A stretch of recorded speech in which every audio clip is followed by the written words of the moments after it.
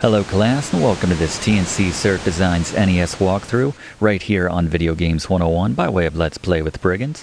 I'm your instructor, Professor Brigands, and between the theme of this game, both musically and thematically I suppose, as well as its bright, colorful visuals, I've just always loved this game, simple as it is.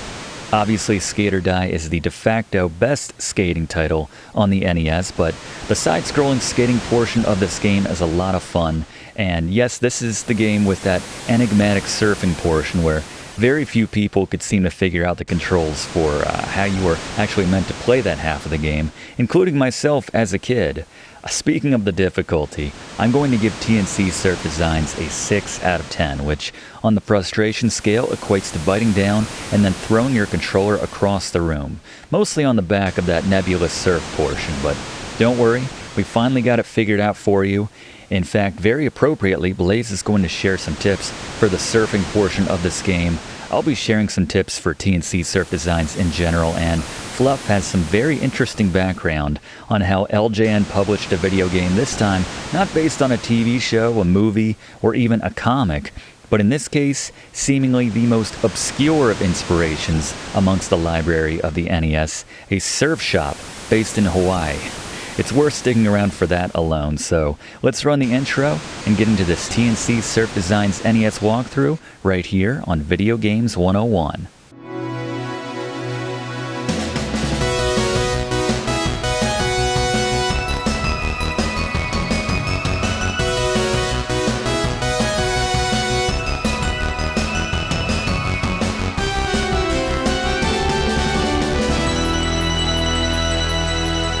Alright, as we begin a new game, we can choose to either just do the skating or surfing portions. We're going to go wood and water raid so we can bounce back and forth between the two. Now you choose your character group. You have Tiki Man and Cool Cat by B, where you can hit A to get Joe Cool and Thrilla Gorilla. We prefer Tiki Man and Cool Cat on this channel for two reasons. One, Tiki Man gets the sunset background, which I just think looks a lot cooler. I love the colors in this game. It's 80s fantastic, if you ask me. Peak 80s right here. But also, this combination allows you to play as Cool Cat in the surfing portions, which Fluff assures me is the better surfer between him and Thrilla Gorilla. Between you and me, they're exactly the same. It doesn't matter who you choose, but for what it's worth, we are going with Cool Cat and Tiki Man as the combo. Let's take a look at the controls, though, for the skating portion here in T&C. Hold right or tap B to speed up, hold left to slow down, A to jump, and then hold left while you're jumping to bring your board with you. This allows you to jump over obstacles, small pits, hit the ramps, and also grind on rails here in the skating portion. Now let's take a look at the dedicated controls for the surfing portion of T&C Surf Design. So you can see B and A will move your balance backward and forward respectively. And then that D-pad obviously just changes your direction. We'll get more into the nitty-gritty of how to actually use those controls in just a moment, but and also note that hold B when you're going for the top of the wave to successfully jump off of it. We'll talk more about that in a little bit as well. So in the skating portion of this game, there's a clear finish line, and there's even markers to let you know how close you're getting.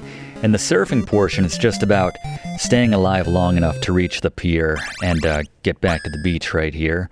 We'll talk more about that a little bit later. Again, we're doing the wood and water raid, so we are bouncing back and forth.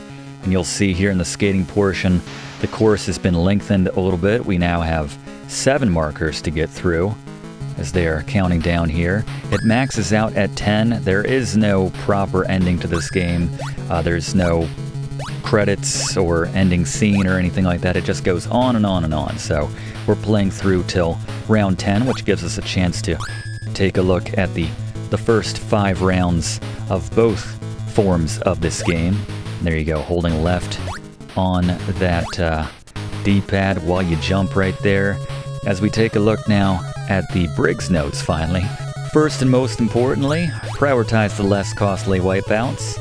In the skating portion, this means avoiding pits for the most part. Those take away 3 life symbols, versus if you hit a projectile, most of them just take away 1, sometimes 2. In the surfing portions, this means avoiding hitting anything. So the seagulls, the fish, that rich Texan oil man, as I like to think of him, just out having a good time in the ocean on his inner tube. The dangerous pipeline over there, that white bit over on the left, if you go too far there, you'll hit that and lose too. The safest place, if you're going to have to lose a life symbol here, is just to drop off the bottom of the screen, as you'll only lose one. So follow my track for the skating. We'll have more time to talk about that in just a moment. And then follow Blaze's tips for the surfing. We'll bring him in for round 6 to talk about that. And Fluff says pick Tiki Man and Cool Cat. I think for obvious reasons. We talked about that earlier, but always looked like a line of Bob Denvers, Gilligans to me doing the judging. A cat on a surfboard, just give me a 10, right? Back to the skating. Admittedly, they lengthen the track a little bit more each time before it, again, maxes out at 10. And then they add in difficulty by starting you out with less and less of those life symbols each time. For what it's worth, that's how they ratchet up the difficulty. And the surfing as well. They'll start you off with just 3 symbols eventually, then just 2, and then just 1. So it's up to you to avoid obstacles earlier on, as there's just, at that point in the game, no room for any kind of error whatsoever. You'll find in the skating portion, as it is timed, you have that 60 seconds to get to the finish line, that once you get to the 8 life symbols we got showing there, then the timer freezes and you can more or less take your time. The instruction manual describes getting extra life symbols if you maintain a high enough speed throughout the course, so there is incentive to go faster aside from the timer, obviously. Then they'll add up any life symbols you had at the end and time you had remaining to go to your score, which is just bragging rights for the most part. But let's go to Blaze now for some tips on the surfing portion here in T&C. Blaze, what do you got? It's Blaze's best year in Items Guide. Alright, unlike my buddy Jeff from Maniac Mansion, I do know a thing or two about surfing, so here's some tips to help keep you afloat here in T&C Surf Designs. First, like the professor mentioned in the Briggs notes for this game, prioritize less costly wipeouts, which, in the surfing portion of this game, means letting yourself getting sucked to the bottom of the screen, which only costs you 1 life symbol. This is compared to the 2 that you lose if you hit any obstacles or go too far left into the pipeline. Secondly, rebalance your weight on the board with A for the front and B for the back, which basically translates to holding up an A to go up for a second, then quickly transitioning to holding down and B to turn around and start moving your surfer more to the right. You can use effective rebalancing, as I like to call it, to buy yourself more time afloat to both earn life symbols and reach the pier, not to mention to more effectively avoid enemies, which is paramount in the later stages. This is also a good way to quickly stop your momentum when you're going too fast to the left and hurtling towards that dangerous pipeline. Lastly, you can make effective use of rebalancing to carve out enough space from the left to reach to the safer area of the top of the wave to automatically launch off of it. And if you can jump off the top of a wave, you've earned my respect, class. Thank you very much, Blaze. Yeah, we'll talk about that again in a moment when we get back to the surfing, but actually, and watch out for those oil cans, by the way. Those result in a loss of 3 life symbols, same as going into one of these holes. So yeah, when you go for one of those ramps, make sure you hold left when you tap A, otherwise you won't take the board with you and you'll drop right into that pit. Same as if you went up there when there's no guardrail. That's 3 life symbols lost right there. So, but back to the surfing portion here. Again, if you're going to go for the top right there, launching off of the top of the wave, make sure you hold down B like we mentioned in the controls. Cool as it looks, I generally try to avoid doing the jumps off the waves, as you have no control when you're in the middle of a jump, which leaves you vulnerable to hitting a seagull. So, and yeah, when you're doing that drift like Blaze mentioned, you got too much speed and you're not really in control. That's when you want to adjust the weight by hitting A and B. Honestly, you just want to adjust your position on the board to maximize your speed when you're going in the directions you want to go, specifically right or up most of the time, by balancing your weight on the front of the board by pressing A when you're going forward, and then alternatively minimizing your speed by balancing back on the back of the board with B when you're going the directions you don't want to go, like left and down. You can see right there, we didn't mean to hit that obstacle. That's a -2 right there.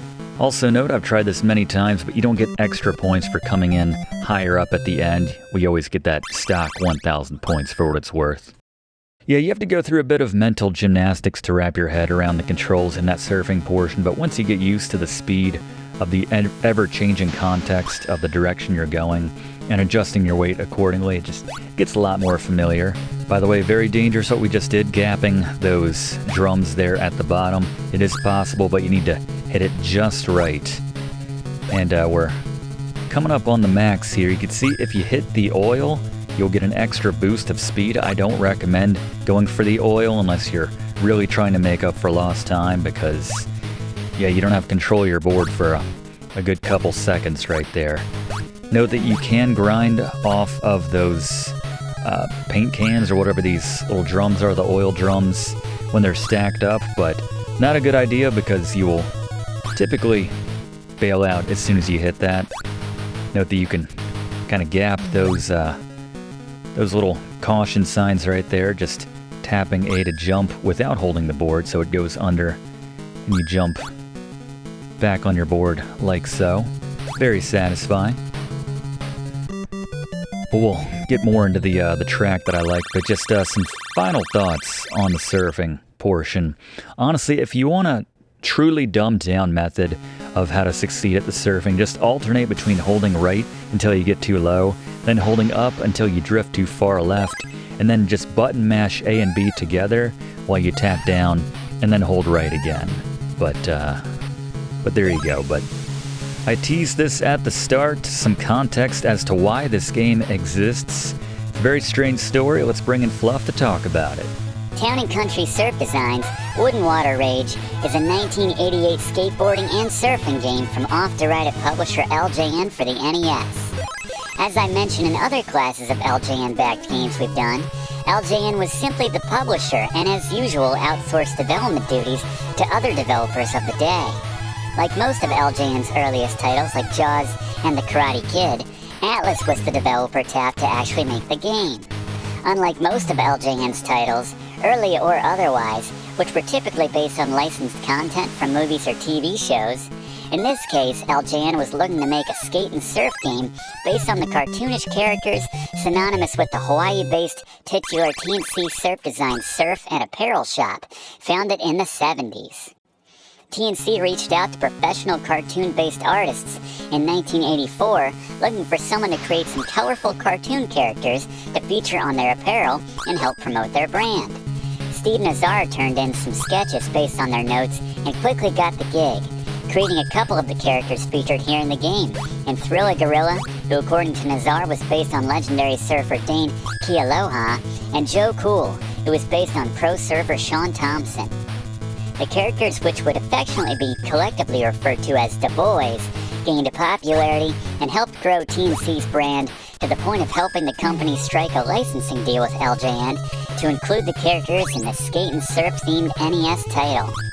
Town & Country Surf Designs Wood and Water Rage received one LJN published sequel from a different developer called Town & Country 2 Thrilla's Surfari, which was more of a conventional action title with more of an actual plot.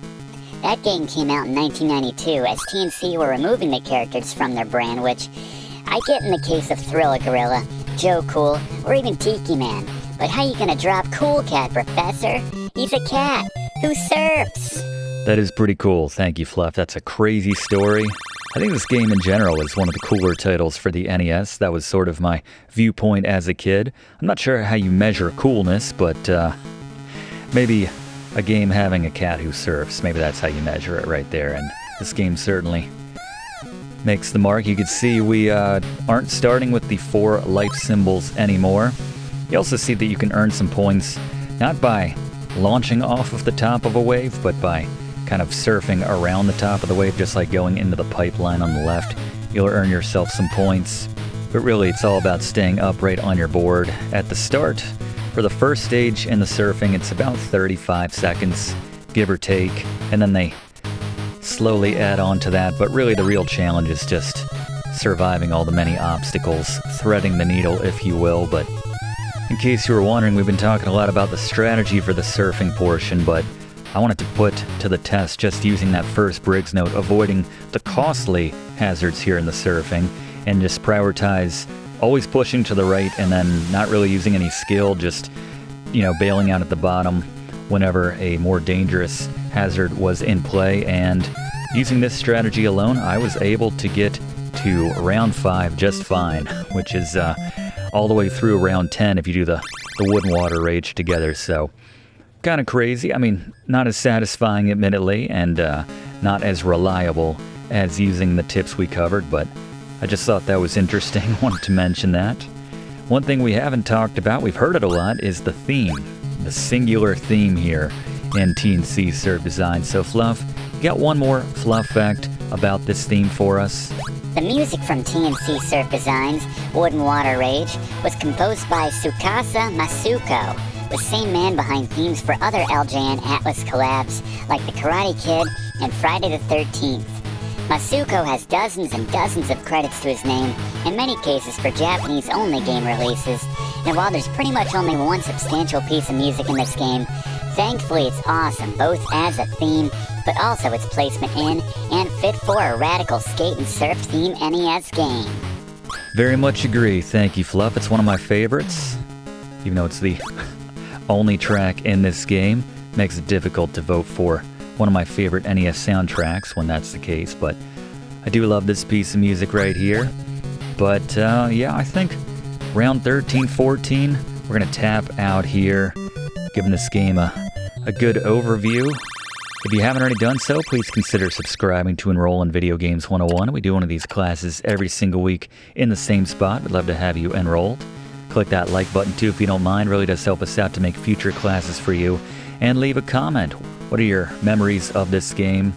Or do you remember Du Bois? Do you have any merchandise from back in the day? I got myself, because of this game, later in life, a couple t-shirts and hats that I still regularly wear myself, actually, but I digress. Thank you so much for attending this one, everyone, and we will see you next week in the same spot for next week's class right here on Video Games 101. Thanks for watching, and don't forget to like and comment on this video and click subscribe if you haven't already, as this seriously helps me to keep making great content for you. And check the description of this video to see what song is playing right now.